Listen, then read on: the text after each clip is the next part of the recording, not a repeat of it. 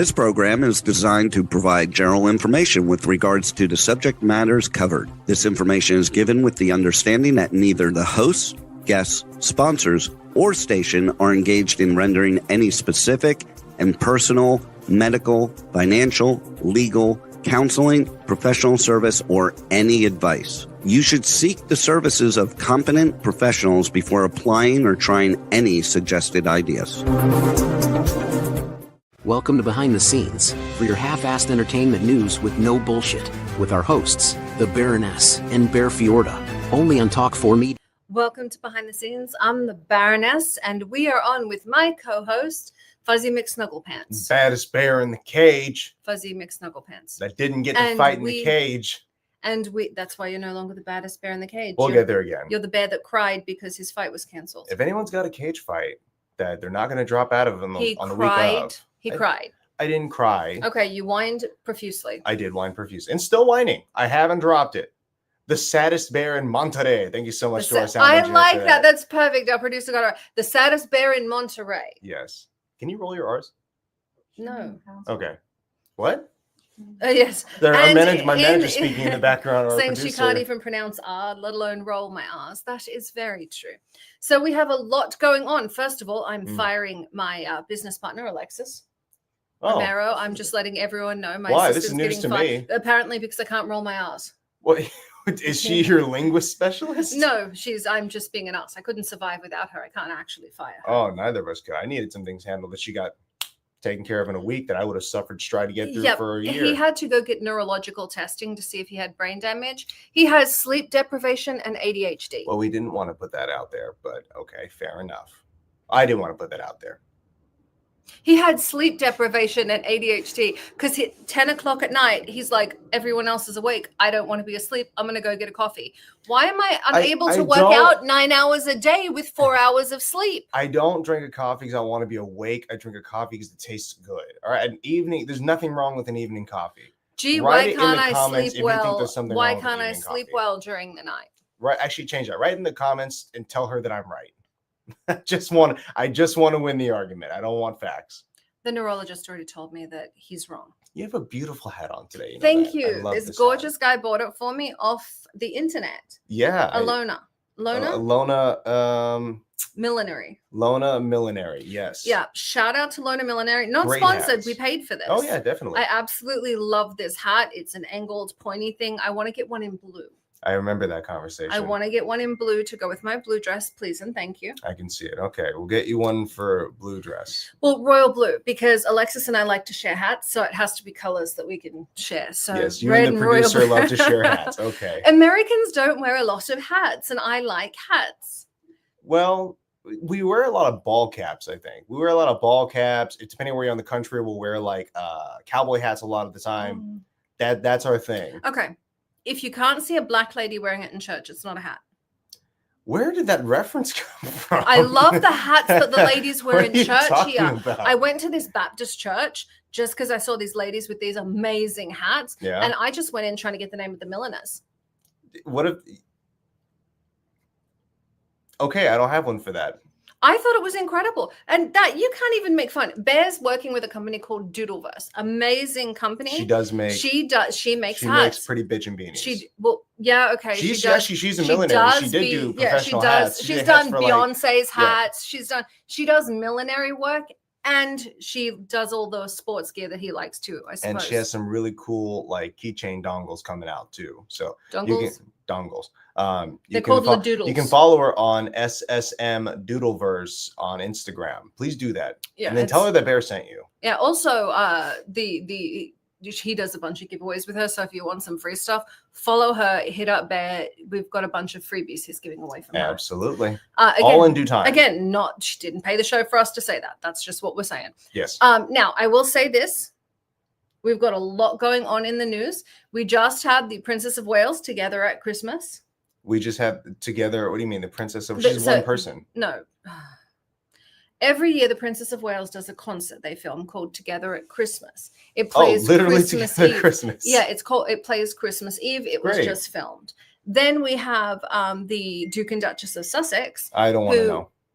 Who have a television show on Netflix talking about their time in Uganda, I believe. Wait, they've got another TV show? Yeah, they're doing a whole series with and Netflix. It's not about them hitting on the crown? Holy shit, this is impressive. I'm impressive. This is I think they need the relationship with the crown. And from a marketing perspective, I always tell people, be aware of what you say or do. Be aware of who you criticize, because you might need them later. Speaking of criticism, we have something going around the internet right now, and actually it's been popular. It's been done for many years. I was going to talk about that. I want to talk about it too. It's the angel tree shopping. And what people are having an issue with, as far as we can tell, is if you go and do it and you film it, they say that you shouldn't have to put it on the internet. You need to do it for the kindness of your own heart, not for clout. Yeah, it's not a matter of clout. The reason the angel tree has so many people doing it this year is because of the controversy.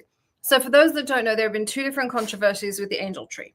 First controversy, there were a bunch of mums with angel tree complaining about what they got. What it looked like with the ones that were complaining is they signed up for a bunch of things like Xboxes.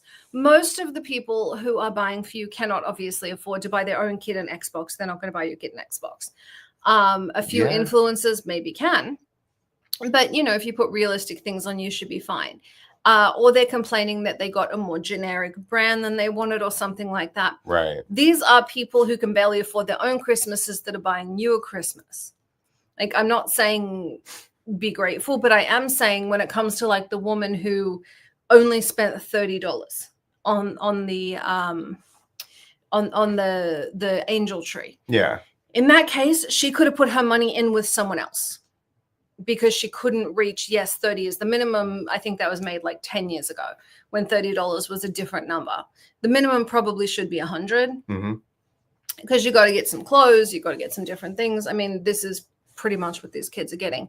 Now, I'm not saying you should have to go out, but I am saying, if you really want to do an angel tree and you don't have the money, there are a bunch of influencers that did GoFundMes. There are a bunch that put their Venmo up and said, whatever you put in here, we'll spend. There's a lot of ways you can do this where people can participate too, because maybe you can't go do an angel tree shop yourself, but you can give $10 to someone who can do it on your behalf, basically, and give it to a good family. There's a lot of ways to go about it. But have we discussed the other issue we're having right now with that particular influencer? Speaking of influencers. Yeah. So the one that did the $30. So the first thing she did was complain, and basically she didn't want to be doing the angel tree anyway, said animal charities are her thing. She's doing it because it's the one her husband, it's the one her husband picked. Then she's like, well, I have boys, I don't know how to shop for a girl. Madam, you were a girl. You know how to shop for a girl. Don't be stupid. And then as far as her complaints for $30, she went for the minimum, which is fine. But in that case, rather than taking 2 children, why not take 1 child? Why not put your money towards a group? You have everyone put in, $20 each, and you get 1 child. Nothing wrong with that. Bear, on the other hand, when he does the angel tree, he didn't even know about it until this whole TikTok controversy. And the first thing he did, he goes, all right, anyone that has anything martial arts related, I'm taking. He went through the whole tree. One ticket. One child wants some boxing gloves because he wants to be a boxer. And honestly, he's also, for a 10-year-old kid with wants, very humble in his requests. It was not a lot. So we're going to do some real special stuff. But I know that you are going to go over and above, which is fine. He's also looking for any other trees with sports related questions. But in that case, do that. Take 1 child that has a similar interest to you, so you know how to shop for them. If you don't have enough money to cover it, because a lot of the things these children have on their lists are jackets, shoes. There's a reason they put shoe sizes on there. And if the card doesn't get picked, then the Salvation Army breaks up what they have and will send packets to the families so they get something. Yeah. But I think there's a problem in both ways. The mother's sitting there going, oh, I didn't get what I wanted. If I put a certain brand, you should have got that certain brand for my, 4-month-old. Lady, you may not like that she got the generic Walmart brand, but the woman who actually bought it spoke, and she's like, I put all of my extra money into this. I thought I was doing something good, because she saw this woman bitching on the internet. Yeah, I put in for my wish list, I wanted my 4-month-old to have Gucci pajamas, and she didn't get it for me. What a bitch. But she got you, the necessities. Exactly. Necessity. Because when you do these tickets, they have what they have, like it's funny. They have reasonable requests, and there's one spot that says wish, and a lot of the complaints seem to be that their wishes weren't met, or as far as what they're missing. Now, the flip side of that are the people that come in and do less than the bare minimum. Yeah, like the lady who spent $30 as a minimum and then kind of bullshitted her way. She did a bunch of dollar store gifts for these people, which I get it. That's all you can do, fine. And there's not bad stuff at dollar store, but if you can't afford it, then don't let them suffer. Put in on it with somebody else. Get a group thing going. There's a lot of options you can do instead of sounding like an asshole, sounding like she was forced to be charitable, which giving away $30. She's not a small influencer. She spent $5,000 on her own kids. Yeah, it's pretty ridiculous. Then the flip side of that is you find these young guys, like there's one guy who had done a bunch of boys, and he's like, because I know what they want. He's like, but I'm going to try a girl. I'm going to practice being a girl dad. That's that's the kind of thing we want to see out there. I like that. And that's it. It's that I love doing that. Now, every year, obviously, our main charities are Free MMA. And I'd like to remind everyone, because he uses bad language, we're giving money to Free MMA, the Boys and Girls Club of America, and the Humane Society. So those are the three main charities we support. Stream so far, so we got money going there. Those are the three main charities we support. We also do Toys for Tots. He's doing Angel Tree this year. We do a lot of charity throughout the year, and Bear himself runs a charity. Yep, that's the Free MMA right there. It can be really difficult to pull in money, to pull in volunteers, to pull in time. It is not easy to run a charity. Well, no, which is why typically you got to have a board. You have to have a lot of people on staff to make sure everything's by the books. Bear's money from his social media goes to running this charity. He's very, very straightforward about it. That's where his money goes. That goes on to the children's uniforms, to their equipment, that is where this goes. Right. Because he wants to make sure. He even ran a food pantry out of the gym. We should start that again. We haven't done it since we changed locations. No, absolutely start your food pantry. But that's what it is. He's had the food pantry out of there. Offers clothes to the children. He offers shoes when they don't have it. Free martial arts. He has had people who are unhoused coming in for classes and to wash up. He's always had that open door policy. That isn't cheap. That is very, very expensive. That is where he chooses to spend his money. So he doesn't do a lot of other charities. That said, with this woman where she's like, well, my preferred charities are animal charities, I give money to the Humane Society. Bear does support Boys and Girls Club. Not obviously as much as Free MMA. That's where almost all of his money goes. Yeah. But he'll support them with time and ask for donations, and we give them a bit of money. I very heavily support animal charities. That said, this year we're doing Angel Tree because it blew up online and we didn't know it was a thing. And now we know. Now we know it's a thing. I want to say that's something to that the benefit too. of it blowing up online. Yes, and there's a lot of complaints, especially people post a video, the people in the comment section, hey, you shouldn't have to post this for internet clout. You should be able to just do this out of the kindness of your heart. I said that in the beginning, but the fact is, with people putting this out there, making it more popular, more well-known, it'll increase the number of people actually doing it. Well, that's it. Mr. Beast volunteered people to do it. And Haley, I don't care if they put in, I don't care if they make money off the videos they put out there. I care that the good message is getting out there. But that's it. The money that they're making benefits these kids. The attention benefits these kids. More people are doing it. That is influence used for good. I'm 100% on board with that. Absolutely. I'm simply saying that if this woman, like us, have different charitable things we focus on, yes, obviously I support Free MMA because it's your charity, but it's not where I would put my time and money. I prefer animal charities. I work with the foster system. I do a whole different thing. You wouldn't want to give to the self-defense of small children? No. Oh. I work with things like CASA. I work with foster kids. I've adopted kids. I have a whole different thing that I do. That said, I do not see a problem with people doing that. I support it because you do. I think there are more important things for people to put their money and time into, and I've been proven wrong. I say I've been proven wrong because I always look at the story that you were on the news for, your student. Yeah. So for those that don't know, Bear had a student that was being bullied, came into the school. I'm not going to give out her name, came into the school for lessons. people broke into her house. This is a couple of years after taking these courses, broke into her house with her and her mother, didn't have a mask on.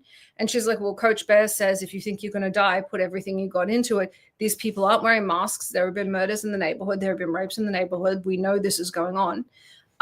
We're very lucky. We're in Palm Springs, but where Bear teaches is a very different area. And so she's saying, she knows what's going on. This isn't safe. She's like, I'm going to die. And so she, as soon as the guy looked away, pulled back and cocked and hit this guy as hard as she could, broke her hand, knocked the gunman out. The mother grabbed the gun. They called the police. They had stopped by doing this string of burglaries, this string of rapes and murders that had been going on. This little girl saved her life, her mother's life. Of course, they didn't call Bear. She texted, the mother texted Bear. My daughter knocked out a gunman. Bear's like, I need a lot more context right now. I would also like to point out, I don't go around telling my students, if you're going to die, I definitely say something to the effect of, if you feel your life is in danger and you cannot get away, then don't do nothing. He also tells them never go to a secondary location. If somebody never leave, never go with them. Give them whatever items they want. Don't go with them. No iPhone is worth your life. Like, he's very clear on this stuff. If they were gonna hurt you or kill you or unalive you, they would do it there. If they need to move you somewhere, they're not willing to do it where you are. Don't go with them. Yeah. And so he's very clear on all this. Yeah. I always thought, I was like, I supported my partner because this is a charity he believed in. But that was the point that I was like, oh, wow, what you're doing really, really, really matters. Thank you. I'm a dick. No. Seriously, because I'm like, but there are children that need this. There are children that need that. I didn't see martial arts as important. I now understand why you see it as so important. It does help with structure. It does help with discipline. It does help with self-esteem. When you started working with Father's Home, which is a foster home for sexually abused young men, I saw the confidence these boys would get. So I was very wrong. And I'm hoping this woman sees that with her, with the angel tree. I hope she sees that just because it's not the charity we would choose doesn't mean it's an unworthy charity. And just because children are receiving something doesn't mean that they're not worthy. And I hope that she learns from this. Right now, she's doubling down. I genuinely hope that she learns from this. And maybe next year takes one kid, and rather than spend $30 on each kid, spend $60 on the one child, gets them some clothes. I am happy this blew up because it is helping people know more about Angel Tree. But the parents complaining about what you're being given, I think it's both ways. Yeah, it really does. Well, speaking of parents having lots of children and being able to beat up gunmen, I'd like to welcome to our show our wonderful guest, Smiling Sam Alvey. Well, hello. Thank you for having me back on. Hello. You are never not in a moving vehicle. I know. Every time we see you, you're going somewhere. I have 6 kids. They're always somewhere, and I have to get them all the time.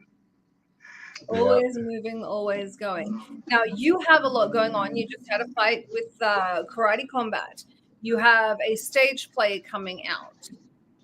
Tell us what's going on with you, and then we have about 8,000 questions. Yeah, so I was down in Florida last week, and I fought Goliath, and Goliath won.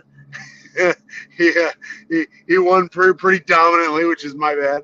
But then tonight, I've got. So you guys saw the hearing you. What was that? Oh, you're cutting out. We're having trouble hearing you. I think we're okay now. Oh, am I? Well, that's okay. All right, well, I'm on a freeway now. Hopefully that'll work out better. Yeah, so a week ago, I was down in Miami, and I had a fight. And the fight it didn't go according to plan. I was fighting a Goliath of a man. And size matters. So, lesson learned. We watched. But for those that haven't seen, I will put up a picture of Sam next to Bear next to me. I am 5'8". I'm a tall woman. He is a very large man. So this man next to him must have been shockingly large. Yeah, Robelis Despain or Despagne, however you pronounce his name. Oh, yeah. Yeah. No. He was 6'7", 285 pounds. He was just massive. He was just a big dude. I was convinced going into it I was going to be able to overcome that size, and boy, howdy, was I wrong. It was. He swatted me down like he was very little. That's the moment you're like, okay, I'm starting to see the inconsistencies with the story of David and Goliath. Well, Sam didn't have a slingshot. I might have needed two of them. The dude was massive. No, it was. I was convinced. Like, I'm still convinced on a technical. I am better than him, but doesn't matter. That was just him swatting me down. He said, "Yeah, we're not gonna deal with you anymore, Sam." And that was all she wrote. First time in my life I've ever been knocked out, and it took one punch and two real big kicks to make it happen, but it happened. It's one of those moments you're like, it shouldn't be able to happen, but with the force and weight he had behind it. Yeah, it was just big. Like, I'd weighed in with him. I'd met him a couple times, and in my head, oh yeah, he's a big guy. Then I got in the pit with him where we're actually moving around a little bit, and I was like, oh, he's a really big guy. This guy's massive. And he absolutely was. I got in there, and I did everything was going according to plan until I got hit, and just the first shot put me on my butt, and it's like, oh, it was all downhill from there. I do want to say, watching the match, you seem to have a good plan instigating in like the clinch fighting a little bit. Was that part of the game plan? So the biggest part of the game plan was he was the big guy, so I was going to fight like the small guy. I wanted to move a lot, which I did. Didn't engage a whole lot in the first round, and I was trying to get him to come forwards, and he really wasn't taking it, but I was circling the outside. I wanted him to get tired. Towards the end of round one, I got the clinch. I went in and clinched. And I was expecting him to be stronger than me significantly, like be able to shrug me off. But I got in there, and I felt stronger, and I had him. Like, ooh, this is good. Now, the game plan was not to keep clinching because I thought he was going to be able to shrug me off like that. And so round two, I didn't go back to the clinch, and I wish I would have. If ever I fight him again, I'm clinching from the moment that bell rings. I am in. I'm getting tight to him. I'm going to use my physical prowess to overcome him. But like I said, the rematch will probably never happen. I didn't show enough in that fight to deserve it. And we'll see. We'll see what happens next. Well, you're still the greatest karateka the world has ever known. Is there another fight planned for the 205 belt just yet? They really want to push me against Uriah Hall, which I would love that fight. That would be it'd be a dream fight. I've always wanted to fight him. He's a nice guy. He is built for karate combat as well, and he's my size. So I think it would be a fun fight, and I hope that's the one that gets booked next. Your size really needs to be part of the deal at this point. Yeah. I like being a weight bully, and I usually am, and not this last one. This last one, he could bully me a little more than I was ready for. Well, 280 pounds. What were you for that fight? Probably 230, 240? I was about 240, yeah. For 40 pounds extra, that's a pretty big damn difference. Oh, it was big. At the weigh-ins the day before, I weighed in wearing jeans and a shirt, and I had stuff in my pockets. I was just trying to get myself as heavy as I could. And I was like 247. Just chugging water beforehand, just making myself as heavy as I could be, just for the scale. And I was still 30 pounds lighter than him. But yeah. I always think that's interesting. That's the exact opposite of the normal game plan for fighters. Usually you guys are dehydrated, starving, dragging yourselves, taking off underwear. Mm-hmm. Oh, yeah. No, everyone needs that one time where they get to eat hamburgers day of weigh-ins. Everyone needs the ones. It was a delightful weight cutting week. I didn't have anything to lose. I had to gain weight to make it fair. And It was a good week. I still don't think that's quite fair when you're looking at he was another human larger than you. Yeah. My wife keeps saying, it's like, Sam, it's like if you were fighting a 155 pounder, it's like you're fighting a 55er is the weight difference. If I was so I guess it kind of was. But it was good on him. It was a hell of a kick. It was a hell of a punch, and he didn't get as tired as I was hoping, at least not as fast as I was hoping. Did you see any of the training footage leading up to this fight from your opponent, or did you kind of go into this with it doesn't matter what he does, I have my own game plan mentality? No, the only thing I really saw was he was sparring Alex Pereira, I think a week or so before. And Pereira was getting the better of him. But Pereira's a big dude, too. Not quite 6'7", but I'll bet you he's 6'4", 6'5". Yeah, he's tall. He's a tall guy, and he's got some weight behind him. I don't think he weighs normally as heavy as you did for this match, though, like 230s or something to that degree. He's a good 205er. Yeah, he sticks around 230, 235, somewhere in there. So he would be a small heavyweight as well. Right, exactly. He would be. Now, I do want to talk about, I'm not going to bring up the person because I don't want to give him any more attention, but I know there was an internet thing. We've had a lot of people ask about it. You actually followed through, brought a guy out to come fight you. He absolutely screwed up that shot. You got him a ton of press, and he didn't handle it well. What advice? The saga of John. That was so much fun.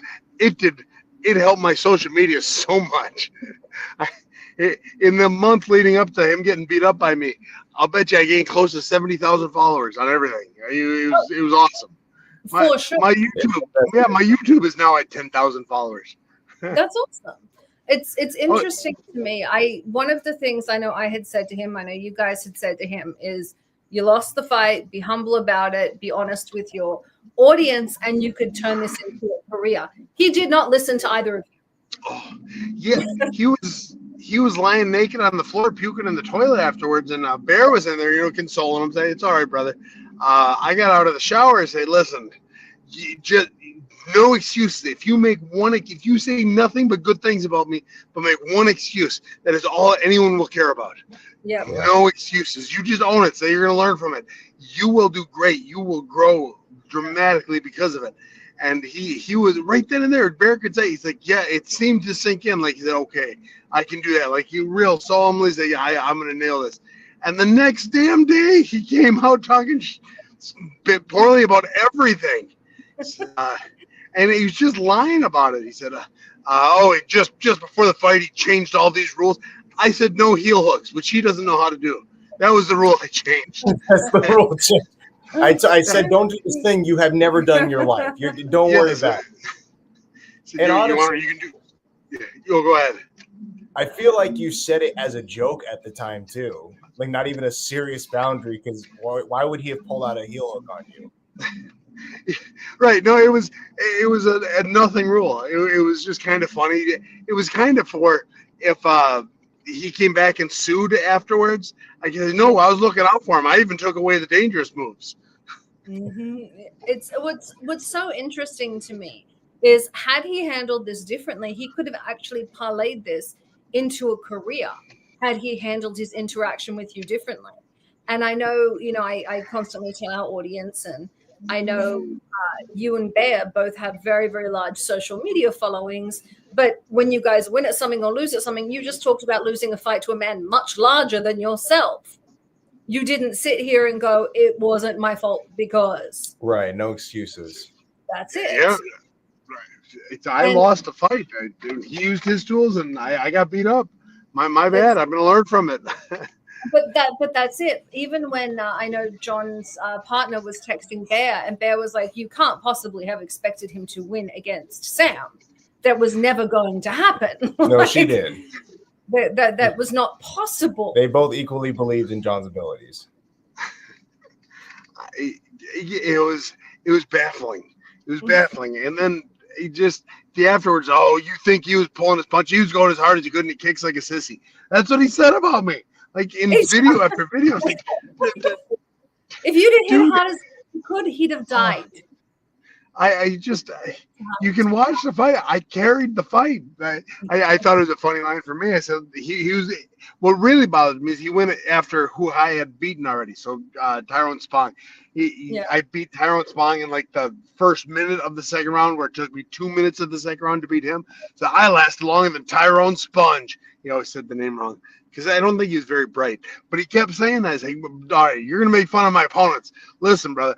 I tried to put down Spong in the first. I tried to put you down in the third. I couldn't do either. Yeah, you tried to put Spong down in the first one. That wasn't going to happen. You did your damnedest. You got him, but it took because he's a competitor. You tried to put John down later, but John passed out first. Yeah, man, he flopped. I got backstage after my loss last weekend. And it popped in my mind. I asked Brett when I fell over. It wasn't embarrassing, was it? He said, "No, you look good." You had us scared for a minute there when the staff had to come and help you to the bench. Though, were you with us at that point? Where you know what's going on? Just having. No, you know what's funny? I gave a post-fight speech. I didn't know I gave a post-fight speech until my wife told me like 3 hours later.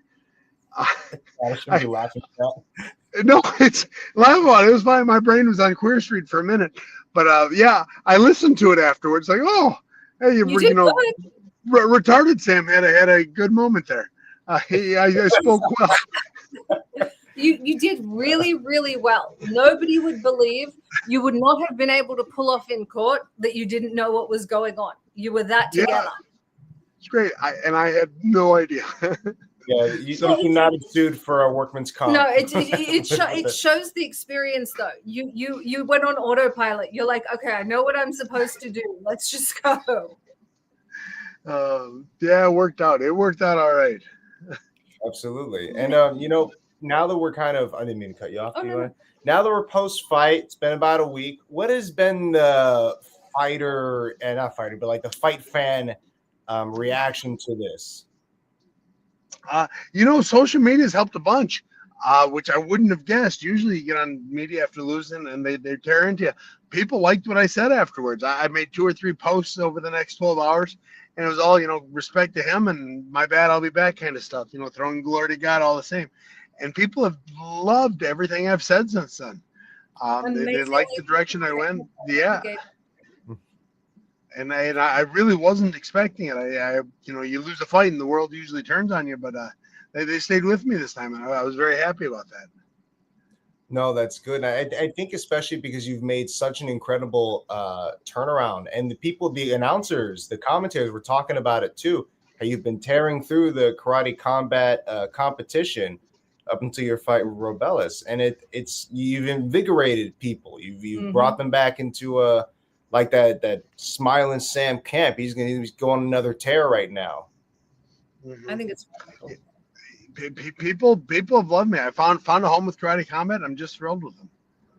Yeah. Now I do have to ask: are you going to keep your next opponent closer to 200 pounds than 300 pounds, maybe? Oh yeah, Robellis has scared me out of heavyweight. I am playing 55ers from here on out. They just got to come up. It's like, I'm not doing nothing.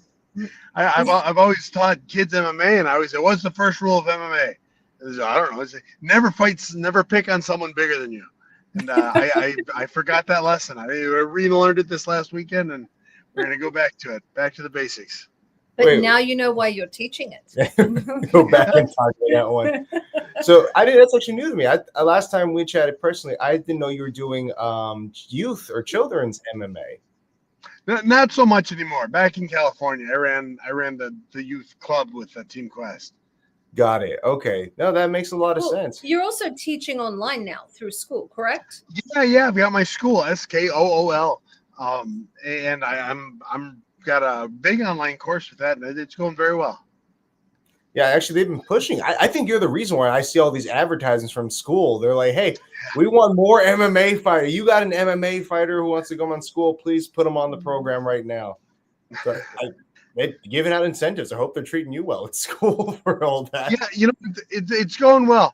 The problem is MMA fighters don't have any money, so I'm going after a market of a bunch of people that don't have any money, and then I specialized in striking, and problem is people that have money don't want to get punched in the head. So I've got a very niche market I'm attracting, and it really is just the truly dedicated fighters that are jumping in. As much as I would like to work with those that are just hobbyists. Right. I've got a good group of guys that want to fight, that have that desire. That's interesting. Why would you only want to work with hobbyists? I want to say, I do think it's important for people to learn. We started the show talking about the young girl, in your case, that saved hers and her mother's life. Yeah. It is important to learn how to defend yourself. Oh, it absolutely is. Mm-hmm. What do they say? It's better to know it and not need it than need it and not know it. Mm-hmm. It's just it is. You've got to find a way to be able to protect yourself. No, absolutely. And I know we've been going on a lot about the fight stuff. That is what you do. You had a massive fight. But I also found out recently, we all did, that you're going to be in some kind of stage play coming up. Yeah, this is the second one I've done. So my role, because I was away for the last month training, my role is literally one line. So what you saw online is all I say the entire play. But I got in it because my daughter loves it. My boys love it too, but my daughter really loves it, and their school doesn't have a play thing. So this time they've got pretty decent sized roles. I have a real small cameo, more or less. I'm Captain Blitzenkrieg. That's who I am. And it starts tonight. So tonight is the opening night of the performance. It'll be tonight, tomorrow, Sunday, and then next week, Friday, Saturday, Sunday also. I would encourage people, if you're a fan of Sam, go check it out. If you are local to the area, we'll put up a link. Yeah. Is there anywhere you can see it, or where do they have to be to watch it? No, you'd have to be there. It's a small local theater group, and it's in Smyrna, Tennessee. And it's, I believe the show starts at 7:00 tonight, tomorrow, and 3:00 on Sunday. I think that's wonderful. Very nice. Yeah, that's wonderful. You're really involved in the community. I like that you go out. I have so much fun with it.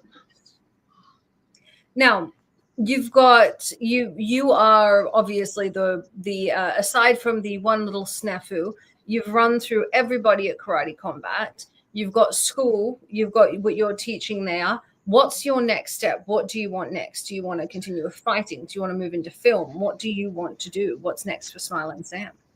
Well, I mean, everyone wants to move into film, but I'm really the John saga on social media has given me a new grasp of what I want to do on social media. It gave me a voice. I've always been just kind of throwing stuff at the wall and sees what sticks. I want to do more of that. I just have to find more videos to do it with. If you be completely honest, the entire month people kept responding, "Oh, Sam, you're hilarious. You should be a comedian." Blah blah. Went to my head completely. So now I'm convinced I'm going to be a comedian. I just have to figure out how to do it. And I'm just going to use TikTok and Instagram to help me do it. Open mics, and that's what Matt Rife did. Oh, just crowd work. Huge on there, yeah. Just crowd work, just open mics. That's how you get to do it. I'm not as pretty as Matt Rife. I don't know if I can do it quite like him. Matt Rife isn't as pretty as Matt Rife. A lot of plastic surgery.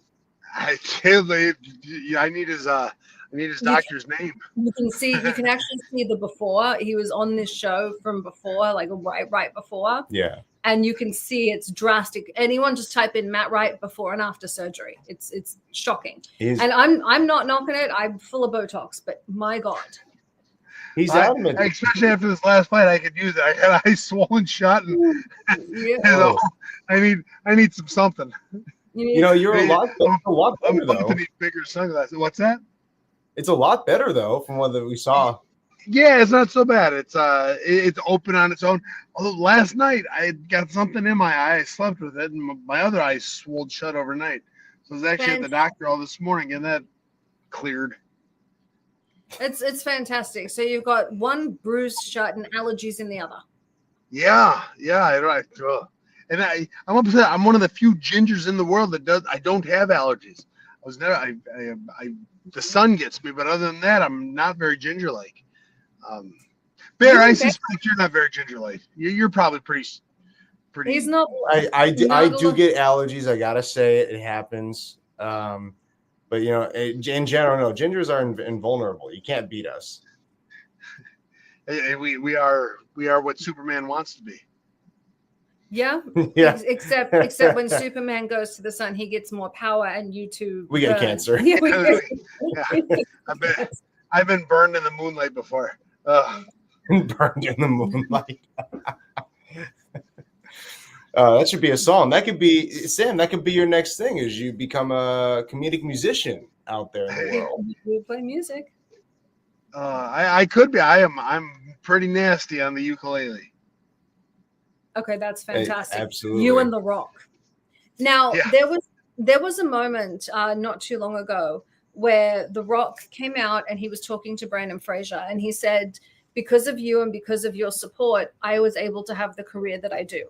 I would have been forced to stay in the WWE if you hadn't advocated and helped me get this role in the Scorpion King. And he made Brandon Fraser cry, and The Rock was crying. It was a whole thing. Who is the person you most attribute your success to? Who is the person? Who's your Brandon Fraser? Jackie Chan. Big fan of Jackie Chan. Oh yeah. I didn't know anything about fighting, like not a thing. It was Ninja Turtles and Jackie Chan is what I thought fighting was, and turns out it isn't. But I held the illusion because of them for quite a while. Yeah, that's understandable. And I know when you started out kind of fighting in the back of bars, right? Like really early on. Yeah, when I first you fight wherever there's a cage, and it was an outdoor event. My first one was the XFC, I think it was called. It was an outdoor event. The mat burned my feet. It was ridiculous. And I didn't know the rules. I went out there. I had pockets in my shorts. My gloves were wrong, and they let it happen. So all right, sounds good. And then what has been your biggest takeaway from doing those events and the way you did? Like what did you learn that made you who you are now? I can't say there's anything that made me who I am, but looking back, I'm jealous of what the fighters nowadays will never experience. Back then, I've had years where I fought 12, 13 times in a year. Now, amateur fighters have managers for some reason, and they turn down fights because it's the wrong time of day and the wrong. I feel that the fighters today will never know how cool it was just being able to show up somewhere and get a fight. And they'll just never experience it. They will have their fights handpicked for their entire career. Did you just show up to these, or did you have to sign up, or was there a process to them? I tried to remember exactly how I got the first one. I think I sent an email, or somebody sent an email to me, and I said, "Yeah, I'll be there." There's like tomorrow. And I didn't know who I was fighting until they raised his hand and said, "All right, this guy won." And then the next fight was I'll bet you the guy was 400 pounds, but not an athletic 400 pounds. He looked like he was 400 pounds. And I didn't know who I was fighting until I was in the cage with him. And that was, all right, you got to go at him and run away from him. So I went at him, and I put him down pretty quick. But yeah, I had a lot of fights where I didn't know who I was fighting. I didn't know anything about him. And the internet was a thing, but not really at the time. So you couldn't even look up information on the guys you're about to fight. Most of the time it was the Wild West. You got in there and you did what you could. Compared to the fights that you have now, not necessarily how professional they are, but the way it's chosen and how they match you up, did you prefer doing the kind of more random fights, or do you like it now that you know your guy? I have a good time with both of them. I always say, like, nowadays, when you know who you're going to fight 8 weeks before, it's always like Christmas. I get to unwrap the present. They say, hey, you're going to fight guy A. So I get to Google who guy A is. I get to Google who he's fought. I get to watch his fights. Maybe I've seen him fight before. So it's a lot of fun getting to know who I'm fighting. I just wish it was easier to fight more often now. I wish you could fight twice, 3, 4, or 5 times a month. Just if you see it, they just say yes and I say yes. I wish it was more like that. I will say you are one of the most televised fighters in the world. Almost, every fight, you are really findable. Your fights have been very popular. It's got to be really difficult on your end because every single opponent you have can research the hell out of you. Yeah, it wasn't the case for a lot. Like, you can't find any of my earlier fights because, again, the internet wasn't really a thing. But you can find all of them now. You can find everything I've done now. Mm-hmm. Yeah, you can find the kick him in the dick video now. Yeah, you can. It pops up every 6 months. I get tagged again. It's between that and Let Me Bang Bro, because I'm in the background of that one. Every 6 months is like clockwork. It goes around the internet, and I get tagged 100 times. Yeah, that experience, I'm curious about that one. Was there any kind of lead up to that, or were they just drunk? No, he just got drunk. He lost the fight and he got drunk, and that is what the Ultimate Fighter wants. They want the drunk frat boys. That's what they're hoping for, and they gave it to him. It's kind of a boring season outside of that night, and that night is now the most infamous moment in the Ultimate Fighter history. I always tell people, you won the Ultimate Fighter without winning the Ultimate Fighter. You got to go on the show, you got to go with the UFC, and you got to marry America's Next Top Model, and you didn't have to drink on the show. I won the lottery, man. Wait, you didn't have a single drink on the show? No, I faked it. There are a couple, like I would pour the beer out and I'd put water in it and I try and convince everyone I was drinking, because I was very tricky. I don't think I fooled the person. But okay, so was this like part of the religious thing for you, or just you didn't like drinking at the time? You didn't want to? No, I really don't drink. I will drink. I have drank. No, I always have to work out tomorrow. If I drink today, I can't work out tomorrow. That makes sense. Okay. So I like that. That's you have one beer and you're done. Well, that's and you do that once every 6 months. You don't. I'm sure I'm the same way. You give me half a shot and I couldn't drive home. I think it's but I mean, I get it. Your entire career relies on your body, and that is a very models will understand it to a degree, athletes will understand it to a degree, but there are very few people whose entire job is both extremely physical and extremely mental. Usually it's one or the other. In your case, you have to be the epitome of health, and you have to be, cognitively as perfect as you can be, because you have to strategize and you have to physically be up to it. It's a very strange job. Oh yeah, you've got to be physically up to it, and you need to be a little mental. It is just you need the perfect amount of both. Yeah, I like that explanation there. A little bit of autism never hurt any professional fighter. That's autism. That's not how that works. Now in this case, I really think it is. It's a little bit. I don't think there's ever been a better thing to have been put to jiu-jitsu or MMA. So a little bit of tism takes you a long way. Just a smidgen of the tism. So guys, let's go to the corner. If you hadn't done this, what would you have done? You're clearly great in front of a crowd. You're great with the physical. What would you have wanted to do with your life if not this? I wanted to be a stuntman. That's what as soon as high school was over, I was ready to move to California and figure out how to be a stuntman. No idea how to do it, and it's probably best I didn't try. But that was what I wanted. And my parents, they asked me not to. They made such a big deal about it. I mean, not back then. They tried everything to convince me not to do it, but they never asked me not to do it. And I knew they didn't want me to. I knew it was, and I also knew all they had to do was ask, and I would have said, okay, I won't do it. And they never asked, but they did everything else in their power to make sure I couldn't go, or chose not to go. Considering how dangerous stuntman work can be, what was the reaction to you saying I'm a professional fighter now? Yeah, that's worse. I think they were more scared of California than the stunt work. I think it was I was a little hick boy from Waterford, Wisconsin, who grew up and lived in a city of about 3,500 people, throwing myself into LA with no plan of living, staying, or doing anything. You still ended up in LA. Yeah. Or California. Yes. And that was the other thing. My dad, all my life, he said, remember, the pen is lighter than the pick. He was a construction worker. The pen is lighter than the pick. So, okay, you want me to be smart. So now I lift weights for a living, and that's heavier than the pick. So I'll show you, Dad. Yeah, you got to use that brain to know how much you can carry. I'm not sure that's what he meant. I'm trying here. Now, what advice would you have for the people who do not want to be the Johns of the world, for the people who want to get your attention or want to talk to their, favorite influencers, how to actually interact with them?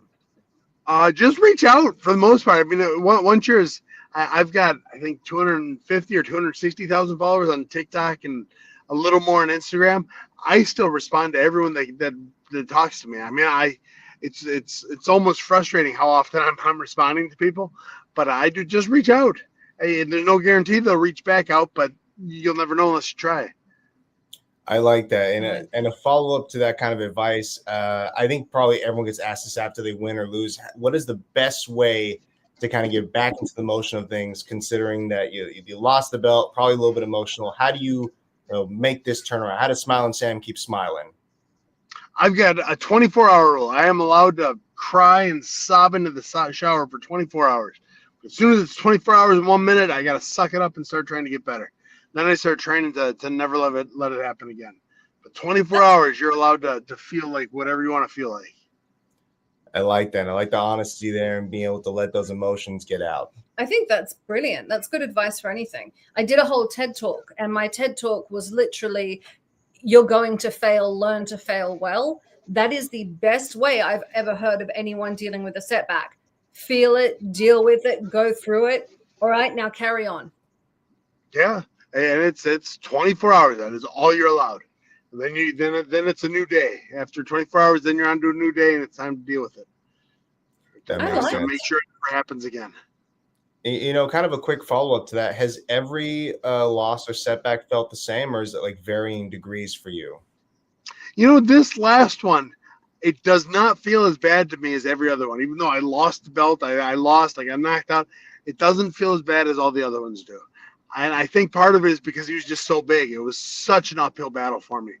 But I got the opportunity. It was a fight I wanted, and I failed at it. And now it's time to learn how to never let that happen again. But some fights they're just crippling. Like, it's just hard to get out of. It's hard to make it into 24 hours and 1 minute from then. But you just got to do it. You put it in your mind, and that is what needs to be done. That makes sense. And you've had an incredible turnaround, won against some huge names across the board, no matter what. So I think you're the best person to hear this advice from, just experience-wise. I appreciate it. Yeah. What advice would you give someone? You have lived most people's goals in your life. You're a celebrity. You're an influencer. You're a cage fighter. You've done everything. What advice would you give someone that wants to move into the entertainment space? Where God is a shield. Whatever happens is his plan. Your successes, your failures, it is all for a reason. And whatever that reason is, you don't need to know. You just need to highlight him. Every loss, every victory, you just wear him out there, and the world you will be rewarded for it one way or another. And don't do it for the reward, but you will be. I like that. And what is the one thing everyone should avoid? One thing. Have you ever had? You're Australian. What's that stuff you guys put on crackers that tastes like gasoline? It's Vegemite, and it's delicious. Oh God! Stay away from Vegemite. It is the most disgusting thing. I love Vegemite. I love Vegemite. I meant that they avoid in life and stop picking on Vegemite. I'll send you a jar. Yeah. You want a good life? Stay away from Vegemite. I like Vegemite. All right. Stay away from Vegemite. We're good. So to the Australians out there, mail him Vegemite. You people, you're a prison colony, and that's the reason. Technically, it's because people don't know how to use it properly. You're supposed to get toast, put a lot of butter, and a tiny bit of Vegemite. It's a seasoning, it's not like peanut butter. You guys put peanut butter thickly on everything. Where can everyone find you on social media, darling? If you see my name under my picture, it's Smiling Sam. Anywhere and everywhere, and I'd love to chat with y'all. Please go follow Smiling Sam. If you want to learn martial arts, you can learn from Sam in school. Go check out all of his social media. Follow him. He is a good person doing good things. And we constantly talk about the kind of person you want to be in life. The Sam Alveys of the world are the people you follow, not the Andrew Tates. I'm just saying. Hey, preach, amen. I'm really trying to push that. We've got a lot of young guys on here. They're always looking for someone to follow. Follow Sam. Andrew Tate is such a he's a garbage man. Like, I have nothing good to say about that guy. Just a garbage piece of filth. Mm-hmm. Agreed. Well, there you go. That's what we should get Andrew Tate to come fight Sam. That's what we need to do. He's not that. He may be a bad person, but he's not dumb. But Sam's really injured after the last fight. Andrew Tate could totally win. Oh yeah, definitely. Come on, Tate. All right, I'm just saying I would pay to see that fight. Sam, thank you so much for joining us. Oh, you're so welcome. Thank you so much for having me on. All right. Have a great day. Have a good day.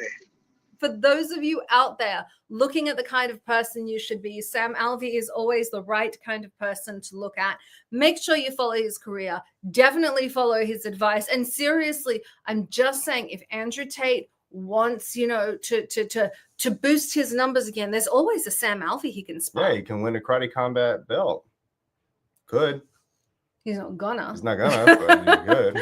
I'm the Baroness. Thank you to our very special guest, Smilin' Sam Alvey, and my darling co-host, Snuggle McFuzzybutt. Bear Fiorda. We'll see you next week. Good night. This has been Behind the Scenes with the Baroness and Bear Fiorda. Only on Talk 4 Media.